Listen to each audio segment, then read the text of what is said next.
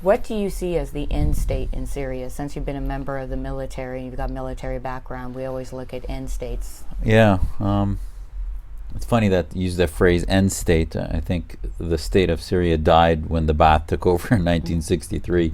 As much as it's been a humanitarian disaster and probably the worst one since World War II, there is no solution in Syria that's political. The only solution I see will be through somehow the demise and the end of the Assad regime. Obviously, we can talk about splitting up Syria, or obviously, if the Assad regime leaves, then you worry about the ascension of radical jihadist, ISIS-type entities. But at the end of the day, the two sides battling are both jihadists. You have the Assad Iranian Shia jihadists with Hezbollah battling against the Sunni jihadists. I pray that there's a third pathway.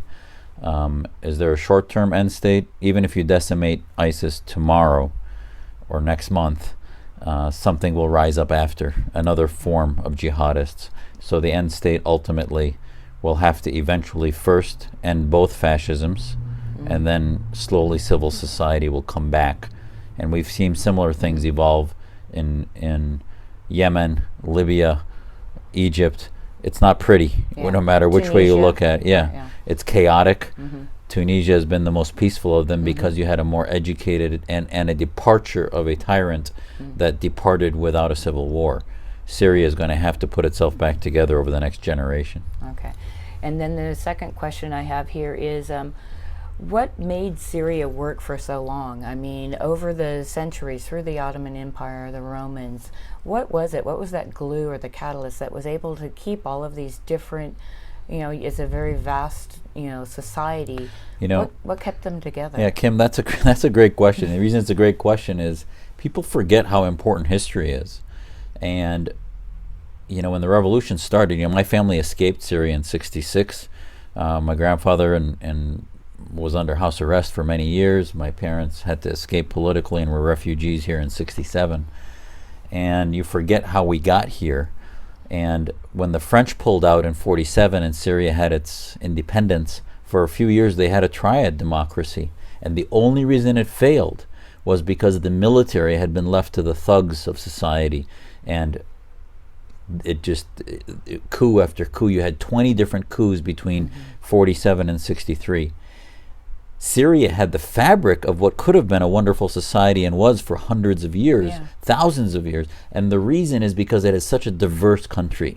You have an it is the crossroads between the West and the Middle East, if you will. So you have Shia, Sunni 60%, Christians 10 to 15%, now Alawites 5 to 10%, and Yazidis and so many different populations, Kurdish population, which are Sunni, but also a different ethnicity. So a crossroads of ethnicity and religious communities that, because of the diversity, had to make national identity work. Now, we can talk about how it sort of fell apart during the Ottomans, and then the French colonial era just sort of left this vacuum. And as a result, Syrian national identity lost its ability at forming a democracy. But the hope was that to unroof Baathism, which was basically the reason, the nails in the coffin of Syria, would be a pathway towards solution. But you're right, the history of Syria, Damascus being the oldest city in the world, its proximity to Jerusalem and Israel are so important that it had basically the foundations of what could have been.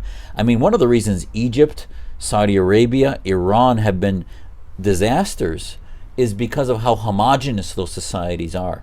Iraq had a chance at being successful because of its diversity, as did Syria. Okay. Let's. The next question here is: you have family that you were saying when I spoke to you back and forth. You have family that's in Aleppo. What are they looking at? Are they? I mean, on a day-to-day basis, how is life for the average family that's trying to make a go of it, who cannot get out of the country, or maybe don't want to leave the country? It's their home. So, the question about our family, first of all, I have, obviously, my mother's here in America, and my nuclear family, my wife and I are both born here, but all of my family's still in Syria, and most of them are in Aleppo. My family and my wife's family are both from Aleppo, and they're there. You have to look at that question circa 2017 versus 2011, 2012. Most of the population when the revolution started were for the revolution. It was a diverse revolution. And they realized that peaceful revolutions weren't going to be responded to by the world, so they had to become a military revolution against the military that was pummeling them in the streets with helicopter gunships, rifles, and just shooting people at a rate of about 500 to 1,000 deaths per week. Yeah. And that's about the rate of deaths into the revolution.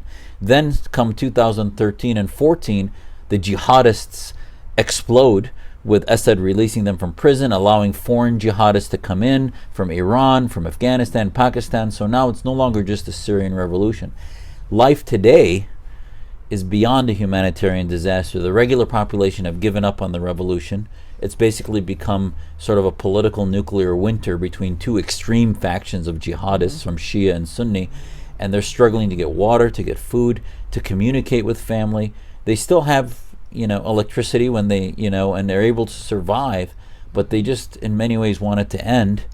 And yet they know that there's no solution through either Assad or through the radical, the ISIS type jihadists. So they really are on the verge of hopelessness.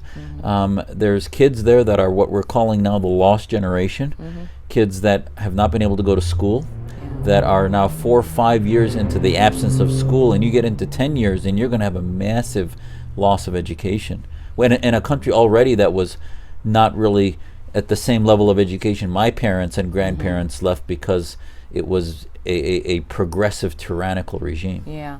Okay, so let's, there's now a new movement on the 29th of December. The Democratic Federation of Northern Syria has put itself out there. They control the 1/3 of Syria currently. They're in negotiations. They've been asked to go to Russia. They have accepted the invitation to work on some sort of peace and not break up the country. And they want to kind of go the route that Iraq did, it looks like, where they have a third, and a third. Part of the negotiation, they say they're willing to work with Assad as long as he has like a 7-year term. Now, is that something that you see that could, broker some sort of peace, or is this something that may be pie in the sky? That's a great question.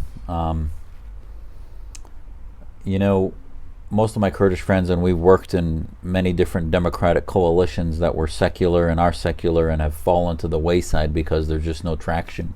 It's very hard to get traction when on the ground there is just such a heinously violent and indiscriminate war that's happening. Having said that, it's hard not to support a federated type Syria. I love the first part of what you said, which is, most Syrians believe that the success for Syria would be through some type of federal system. To break up Syrian nationalism into 3 countries is basically not only destroying Syrian identity, but creating a recipe for disaster, which is to fractionate the most powerful glue for Syria, which is its diversity. But at this point, it's almost like they're trying to just stay alive. And the Kurdish areas are able to, because of their lack of radical Islamists and their ability to separate themselves from the Assad Baathists, have a way to create almost an oasis there away from the violence. So it's hard not to support that.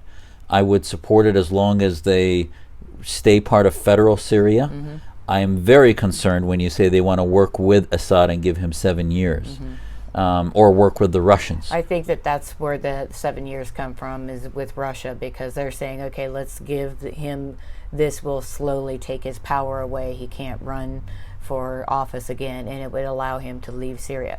Whether he would or not is another question, but they're trying to find compromises here. And the co-president, Ileana, that I spoke with last week, she said that they're willing to make that compromise because they want peace. And the war, she says, needs to end.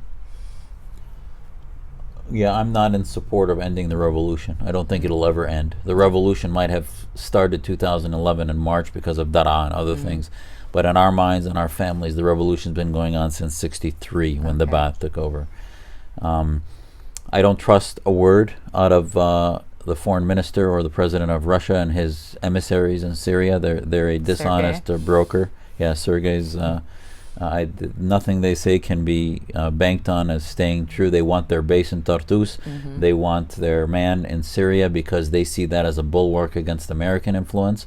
And unfortunately, Western influence has been tied to Sunni parts of the Middle East. Russian influence has been tied to Shia parts. And it's hard to separate that 20th century paradigm. And all I can tell you is that these revolutions and these changes will not go away until that paradigm shifts. And ultimately, I would like to see what happened in Yugoslavia happen in Syria. Not the divisions, but a UN protection force. UNPROFOR had a huge impact in stabilizing Yugoslavia into the parts that it became. And all I would say is that the modification would be a federal Syria that the UN would help stabilize, create safe zones in Syria, and begin to create a workable solution, which is post-Assad and post-Ba'ath, not only post-Assad.